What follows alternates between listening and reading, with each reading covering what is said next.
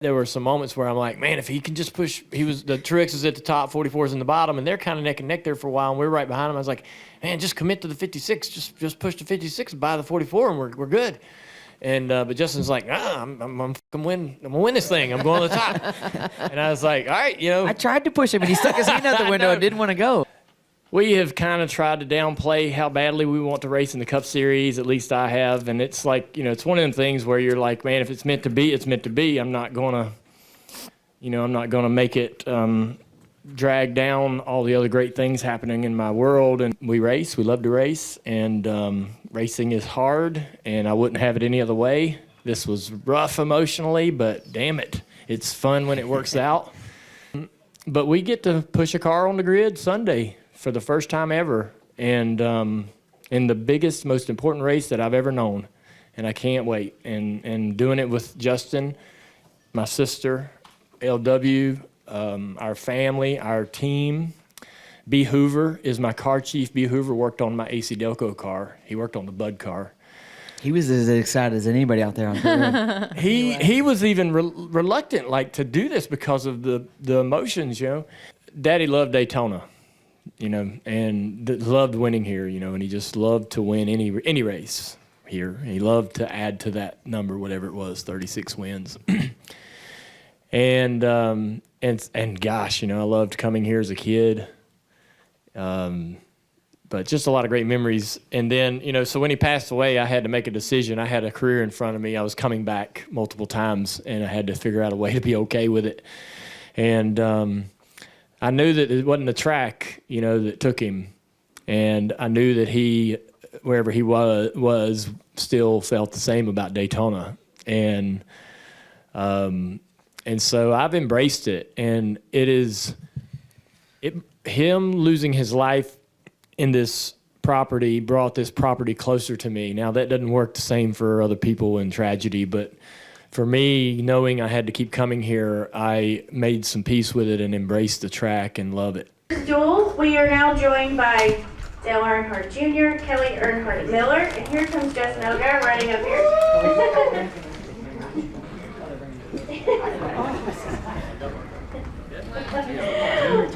All right, we're going to go ahead and get started. We will start before we just go straight to questions. It was just really kind of a gut punch when we didn't make it on time. So to have to race tonight was really nerve-wracking, and LW, my husband, said it best. Justin just made us relive Phoenix over and over, those last few minutes there. So, but he sucked it up and got in the right position, and here we are. So thank you, Justin. And Michael McDowell and Josh Berry. And everyone else who pushed that car. Dale, talk a little bit about your emotions. We got to see your interview that was on, TV post-race, but just talk to us a little bit about kind of your emotions there. And really, like you said, we get to race on Sunday, what that really means to you guys as an organization. Yeah, just, it's hard to sit here and put it all into words. It really is probably the toughest thing I've ever had to answer. But, man, we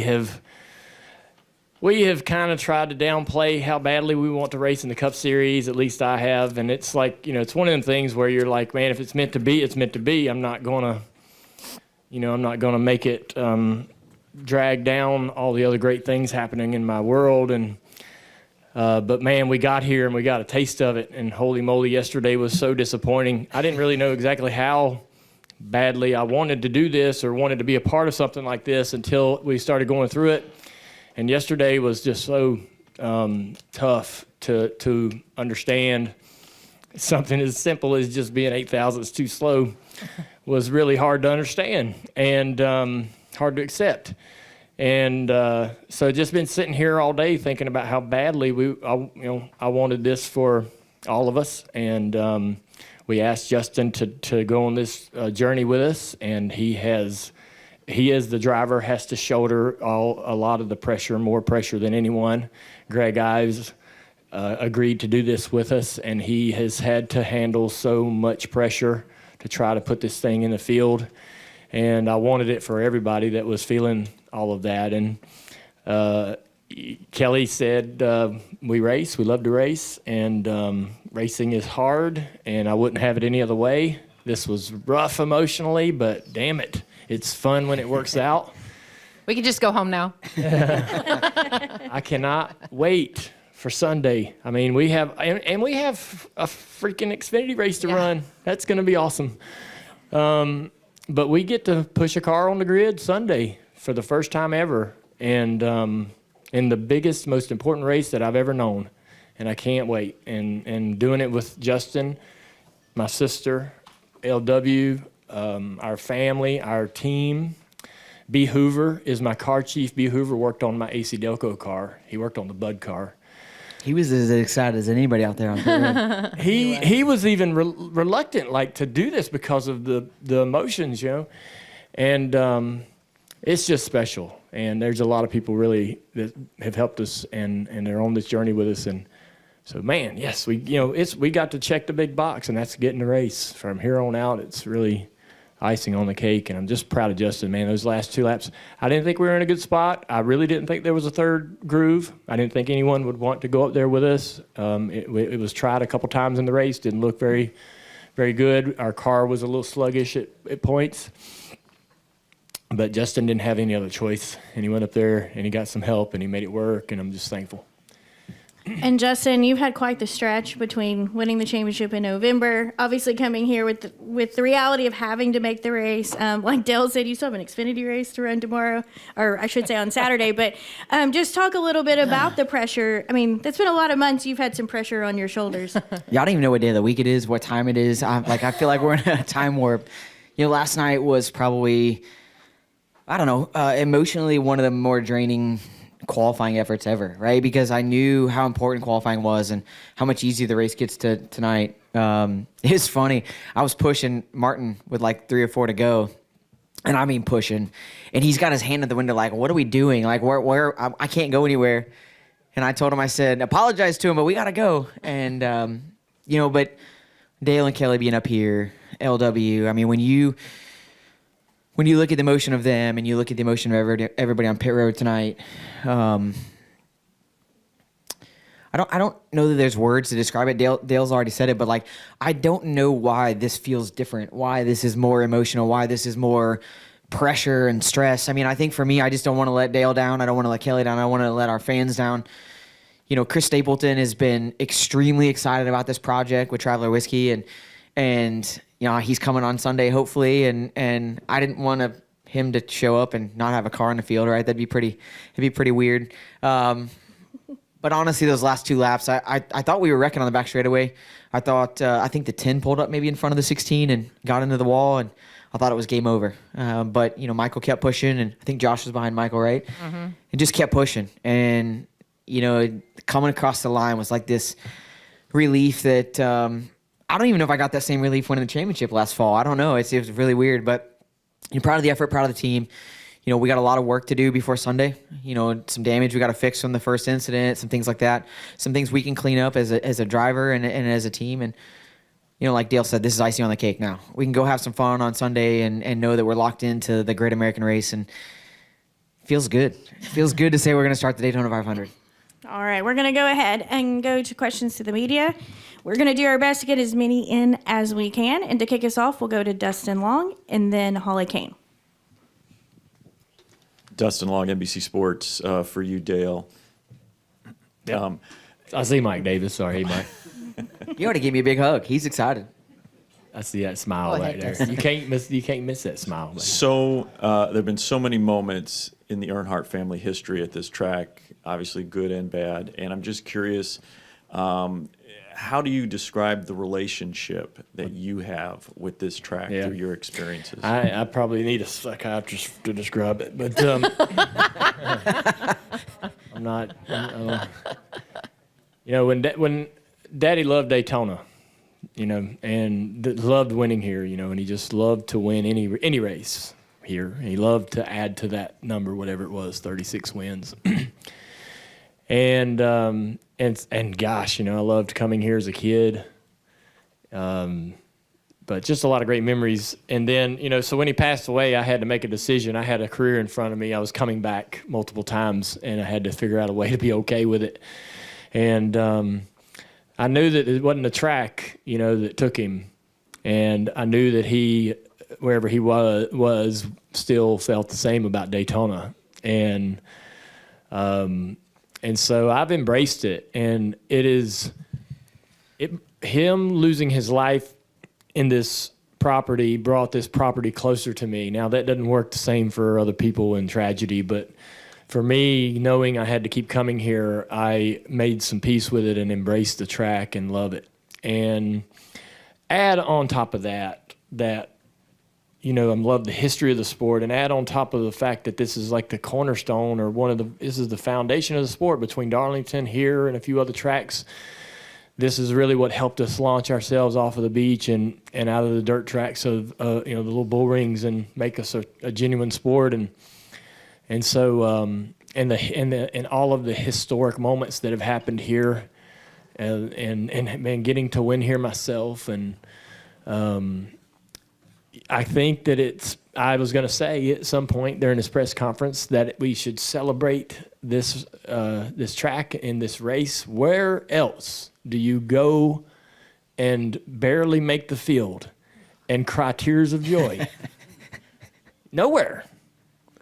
There's some relief, but I mean, this is incredible. So I think that helps you measure the importance of the race and how big it is to me anyways. But so yeah, that's kind of the way it is for me. I love coming here. My kids, on the other hand, just love the MRO and playground part.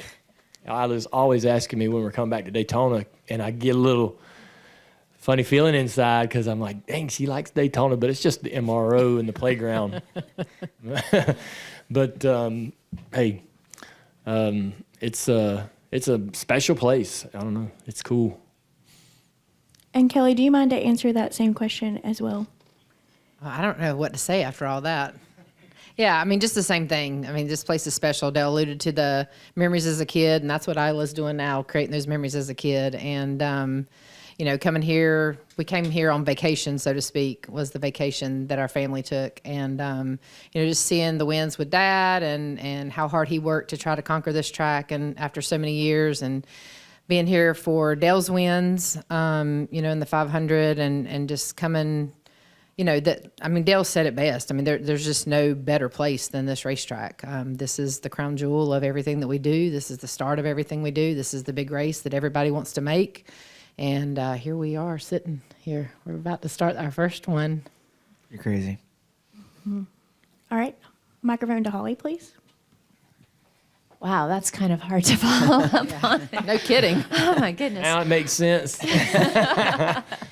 Either one of you or all three of you can answer this, but you certainly made it dramatic. Not on purpose, I can assure you. But just talk about that. I mean, that was absolutely an amazing last couple of laps. If you could just kind of take us through that. And then Dale and Kelley, if you would just talk about what that was like for you. I mean, you brought it to the wire just. One of the things, Greg and I sat down, we talked about before the race was like, we knew fuel mileage was going to come into play. And I don't think everybody got as good at fuel mileage in the race as what we kind of thought we were going to get. And, people were saving, we were saving. And they kept telling me, you're doing a great job saving. We're doing the right things. But in that moment, you're riding around and everybody's kind of saving. I can see the flames coming out the exhaust pipes and, guys in front. It was kind of accordion with the amount of saving that was going on. But I knew my car drove good, and I knew we had speed at certain levels. And so we get down closer to the end, and one of those restarts, we kind of got shuffled to the back, and I got really tight. Well, I was up a little bit higher, and I got really, really tight off of turn 4. And it dropped me all the way to the tail. And I was in a little bit of panic mode. But I remembered right before the race, Dale told me, he said, you can listen to whatever you want to listen to, you can think whatever you want to think, but he said, you're going to instinctually make moves that are going to make you do the right thing. You've done this how many times, and you're going to make these moves, and it's going to work. And so the spotter was telling me that the 71 had already told him if we wanted to jump out of line, he would go with us. And I just said, you know what, we're gonna commit to it. We're gonna go for it.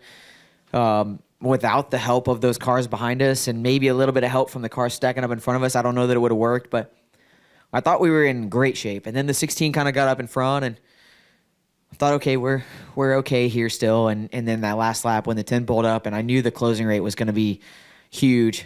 I just lifted early because I thought the 16 was actually going to wreck with the 10. I lifted a little bit early, and luckily we did, and it all got gathered back up. The only hard part was we come across the line. I couldn't hear Greg that well tonight. We come across the line. I'm like, where'd we finish? Because, I don't know if this 44 was able to make it up on the inside row. And I think, to that point, the way that the race played out, it was so weird to have, majority of the players that we were racing against crash out early. Even the 44, I spun the 44 out in the crash because I couldn't get slowed up in time.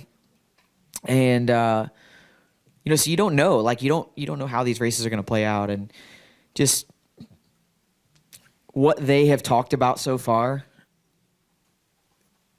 I don't know. I feel like that's been the feeling of everybody. It's the emotions, the pressure, the stress because of how much this place means. And I think that's where, like, those last couple laps are like, you just got to go for it. If you crash at that point or you don't make it, you got to walk out here and say you gave it 100%. And we did for those last couple laps, and we had a lot of help, and it worked out. And we get to go have some fun on Sunday. Yeah, you couldn't talk to Greg because I had him in a headlock. But, yeah, I mean, for me, I was pretty nervous, too, about what our options were. And when he went to the top, I wasn't 100% sure what would come of that because I didn't just have a lot of faith in that line and that groove. But Justin didn't have any other choice, and he just committed to it and got a couple of people to help, and it worked. And the bottom was absolutely not the place to be, that's kind of where JJ was, and he was looking really good, of course. But JJ's car and I think our car would have benefited from the top line, and that's where we ended up getting the job done. So learned some things, I think, for Sunday, and but it was super intense those last 2 laps probably. Yeah. I was really nervous. And, for me, none of us would be sitting up here if it wasn't for Traveler Whiskey to get behind us. We wouldn't be able to have this opportunity. So, from my business brain up here, I'm just really excited that we have a car in the 500 for them. Our team and everybody on board has worked really hard. And we came here with a really first-class effort in every single thing that we put together between our hauler and our car and our team and our uniforms and just everything together. And so I'm really happy for them. We won the beauty contest of the week. Yeah, that right. car, It was a I'm telling you car. what, if you could see that thing week in and week out for all 36 races, it's beautiful. But I'm most happy about that. And that's what I was thinking about the whole race, because, I mean, it is special, really, really special to be up here with Dale and to be here with Justin and be here for Junior Motorsports. But we wouldn't be here without a partner that believed in the fact that we could do it. But believe me, they've been texting our ears off. I just look at Dale's phone and it keeps lighting up. I don't have my phone. It went dead earlier. My phone's going and crazy. I'm scared to death that my phone, if it looks anything like his, I know he's got a lot of friends, but holy cow, his phone just keeps going. Chris was texting me the whole race. What are we swapping tires for? I'm like, we're just run over some brie. We're gonna be on the safe side. But he's super engaged, and he was very particular about the design of the car, which it was funny because I am too, and we were kind of butting heads over emails about things that we wanted the car to have, and but I loved that. I was glad that it was important to him, and then we got to go to the photo shoot and do these interviews, and I got to interview him for the download, and he was so gracious with all that time and so excited and looking forward to the whole project, and he's been texting me all weekend and about the car and what's going on and just trying to plug in. And so I'm thankful that he obviously wants to be here for the race, and so I'm thankful that he'll get that opportunity. All right, we're going to go Kelly and then Zach. I'll get a microphone to Zach over here. Kelly, CrandallRacer.com. Justin, for you, how will you now balance your emotions the rest of the weekend getting ready for Sunday with all of these highs and lows in 24 hours? I don't know what emotions you have anymore. Like, at this point, we get to go have fun. I mean, the Xfinity Series race, obviously coming back after winning a championship last year, this is an important race for us, but it's going to be fun. I know what we have in the Xfinity Series side, and our Brent Freshnard Culture Camaro is really, really good. I know Jim Pullman is been working really hard on it. Jim actually is funny. I saw Jim standing behind the car, and he's here and he's helping out with the Cup program. He really wants to be involved in this. And so it's been really, really different for him, right? Not being that crew chief role and just being behind the scenes. And his smile tonight was like, Oh yeah, I know that Saturday's going to go really well now because we were in and it takes a lot of the pressure and a lot of the stress off. And then as Kelly alluded to, now we can go have fun. We can go to Sunday and whatever happens on Sunday, we can enjoy it.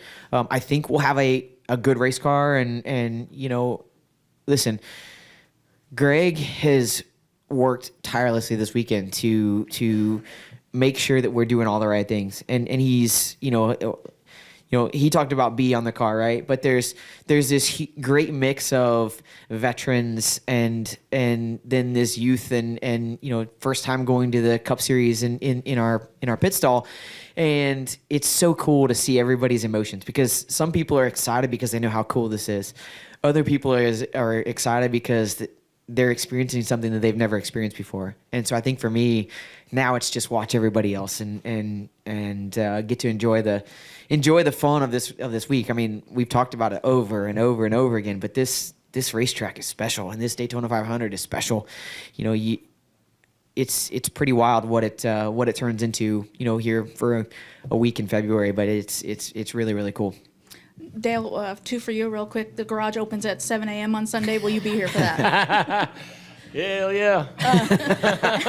I'll give him a pass if he wants to sleep in on Sunday. Sunday because his kids will be here too. Yeah, that will be easier. He'll be awake. That'll be easier because they'll wake me up either way. And I heard you on the radio tonight giving some advice for Justin. Will you do that on Sunday, or will you keep yourself off the radio on Sunday? Yeah, oddly, man, I feel totally uncomfortable doing that on the Xfinity radios because I'm around that group so closely. I don't like to get in their way. The crew chiefs and so forth, they have a plan. They talk. They spend the whole year planning and game planning, and it's like, who's this guy, talking, and we got a plan, okay? So I kind of don't want to do, but this has been ours. We've done this. This thing felt like I could just jump right in there, right? It was awesome, by the way. I don't know if you ever know this or not, but when Dale Jr. talks on the radio at Daytona, it's pretty special. So I felt like what I had to say would be helpful, and I wanted him to. I thought he knew it too, and I wanted him to know, hey man, I'm thinking this way, and he may have more confidence in his thoughts because we're race drivers and we kind of see the same things. But I don't know. It felt comfortable because I've been. I don't know. I don't know. Yeah, I'll talk Sunday for sure. A lot. I'll be upset if he doesn't. How about that? I don't do it on Saturday because I feel like I'm not. It's not my place. If you want to talk on Saturday, you can. Just so you know. Yeah, but then the other guys get jealous. It's like I can't talk to all of them, It is weird, though. His radio, oddly enough, was crystal clear, and I couldn't hear Greg at all, so. Same. All right, Zach. Zach Sterniolo, NASCAR.com. For Dale or Kelly, you guys have talked about the emotions attached to all of this. If obviously you wish last night would have gone differently and you wouldn't have had the pressure, but because you went through that and all of those ups and downs, how much more rewarding does that make tonight for the both of you? More, yeah. I don't want things to be as hard as they possibly can, but certainly when you go I think we winning the Xfinity Championship in Phoenix, man, we were so out of it at one point, and I don't know, it just when you have those kind of moments, and look, this might not seem as big to some other people in the room and even some people outside of this room, but I know how it feels internally for me, and I think everybody here is experiencing the same thing emotionally, and so it just we kept telling ourselves man, if it was easy, it wouldn't matter as much, and not that we want it to be as hard as it possibly can, but damn, it makes it rewarding when you finally get what you're looking for, and that's racing. I think too, yeah, we're in our DNA is to earn it, and that's how we were brought up with Dad, and I think everything that we do, you put that hard work in, and it feels better to earn your success. I tell myself sometimes I'm a fool to come into these racetracks and think this stuff's going to be handed over just because of what we've done or where we've been in the past. It doesn't care, and it didn't care this week. We had to dig. All right, John, and then Matt in front of me. Go ahead, John. John Newby Savage Ventures. Justin, I was talking to Greg a few minutes ago, and he said repeatedly that those last couple laps, everything he had to fight back through, kept reminding him of the Xfinity Championship race last season. Is there any comparison in your mind? How does, do you agree with his perception of it? Yeah, I mean, I think, you get down and you get your back against the wall and you just got to figure out how to get out of it. And I think that, selfishly, I think early in the race I ran a little bit differently because I didn't want to crash the car. I didn't want to be involved in the wrecks. I think that if I look back at the 600 last year, right, when I filled in for Kyle, you ride around at the beginning of the race and you're just trying to get comfortable. You're trying to understand, like, where the switches are at and, make sure you're hitting your shift points. And, there's a lot that is different about this car than the Xfinity Series car. And when it got down close to the end, as the intensity ramps up, you're like, all right, I'm okay. I'm sitting in an okay spot. And when we were rolling up the bottom and we were making moves, I'm like, okay, this is going the way that we needed to go. And then it was like, flip the switch and it went exactly the opposite. And that's exactly how Phoenix was, right? Like we drove up to the front of the field, everything was good, and then you flip the switch, we have the penalty, and now you're sitting in the back. And so I think that tonight was a lot that, but I think to Dale's point, if it was easy, it wouldn't mean as much. And I know that you don't ever want to put yourself behind. I mean, you're not gonna start off at a golf game 3 strokes behind and be like, oh, I just want to give everybody a chance. That's not gonna be the game. The game. But I do feel like it made those last 2 laps are probably the most fun I've ever had in a race car, right? Because, I mean, you literally just lock your elbows, and Michael was pushing me so hard. I'm like, man, I don't know. I'm hitting the 16, he's hitting me, and it's like you don't know if you're going to come out the other side of it and spin out or whatever, but you just got to go, and that was really, really special.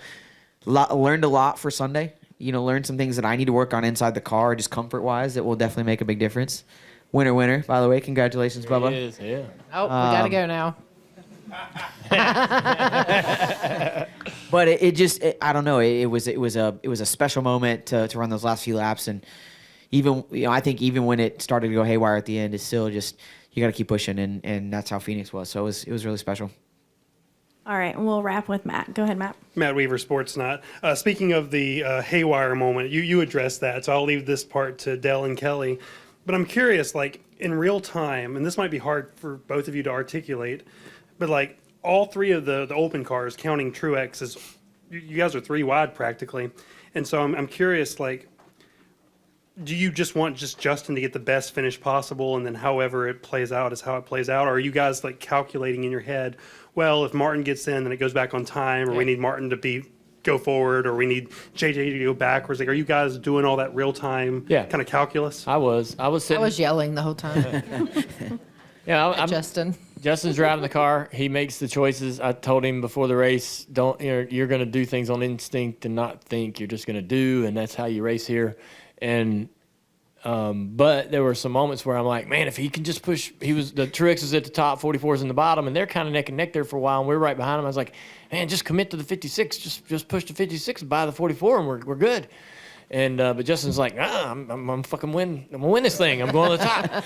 And I was like, all right, I tried to push him, and he stuck his hand out the window and didn't want to go. Well, he needed to get the hell out of the way then. But I was like, wow, all that's going on the whole time. But so of course, yeah. I mean, I had how many hours today to play out all the scenarios and wonder if there might be some scenarios hiding somewhere that I wasn't thinking about. Yeah, I was doing the same thing. I was just shouting at Justin, and they could all hear me over their radios, and just shouting for him to go and shouting for him to go. And I mean, we were right beside the 44 the entire time, so it's like we needed to get away from it. And then that last caution, I looked over at LW and I was like, is Greg going to bring us back to pit again? Because like every time we made up some ground, Greg brought us back into pit. And so I was like, please don't bring us back into pit again. I don't want to have to go through this. But yeah. I sit there and yell and talk the whole race and try to figure out why they're not doing what they're doing. But they're better at, especially Dale. Obviously, I haven't driven a race car at Daytona, so the top and the bottom and where to go and how to go and all that I'm just sitting there yelling at them. I got to tell you a story real quick, though. So LW and Wyatt are sitting over here. We drove around all day on the golf cart, at least for a little bit. We went and sat at the lake, and we talked about what happened tonight. Like, literally what happened tonight. And we were even giving Martin some grief when we rolled back into the motor coach lot because he pulled in and we were blocking his pit stall. And we told him, well, if you're in the way, get out of the way. And it was just funny how how everything kind of came full circle, and all three of us ended up in that same spot. But like my biggest fear was I'm trying to push him and he wouldn't go, and I'm like, Dale and Martin are like really good buddies, and I don't want to try to pull to the outside right here, but I feel like I have to at this point. Dale's gonna be sad if I don't, and it worked out. So we at least got that done. But now we're gonna. You bought fishing poles today, right? Yeah. I need to borrow them because Wyatt and I and LW were talking about going fishing in the morning. So Well, it's Isla's pink fishing pole, if you don't mind. I will Don't not. mind it I will being- not be sad about a little kid's fishing Yeah. pole. All right. I think the kids at Sunday watching. Truex put the worm on it. Yeah, he did. He did. I think. I'm like, hey, pro, here, if you do this. I think having the kids on Sunday though is going to be awesome. Yes. Yeah. Oh, yeah. My they do girls fun. will be here. Yeah, same. So it's going to be awesome. Special. All right, we're going to squeeze one final question in with Jenna. Go ahead, Jenna. Apologies, Bubba, for keeping you waiting. My question's for... Hey, he won. He's I know. Fine. Yeah. He's fine. He's fine. My question's for Mr. Hoosier Jr. You Oh. ran 2 previous Daytona 500s. This is going to be your first one in 10 years. Did you think that you'd ever get a chance to get back in this race? I didn't. No, I really didn't. Those two were amazing experiences, and Rick Brandt was here tonight, and I could just tell that it was the same emotion, because he's lived through it with me, and those two were great experiences for me, but I didn't have the level of, I don't know, want or understanding. I don't know what it is. This one is significantly different than those were. I mean, significantly different, and I don't think I realized how much I missed this race until you come back to it. In the moment, like when you're racing it year over year, like it's still a big deal. But back then we had a provisional and we were in, and it really wasn't that big of a deal to have to race your way in. Tonight was like, we're going home if we don't. I don't want to let everybody down. So yeah, I mean, I think for me, I didn't realize how much I missed this race until I didn't have the opportunity to, and I can't thank them enough for give me the opportunity to do it, because it's special. This whole week has been special. The whole project's been special, and I'm excited to go after it on Sunday. I do want to add as we wrap, and one final congratulations, but I do want to point out LW's not on the stage, but he has not stopped smiling this entire press conference. So a big congratulations to all you guys, and we wish you the best of luck on Sunday. Yeah. Thank Thank you. y'all. Thank you. Congrats, You're Bubba. up now, Bubba. About time. Oh, man. That was almost longer than dual one.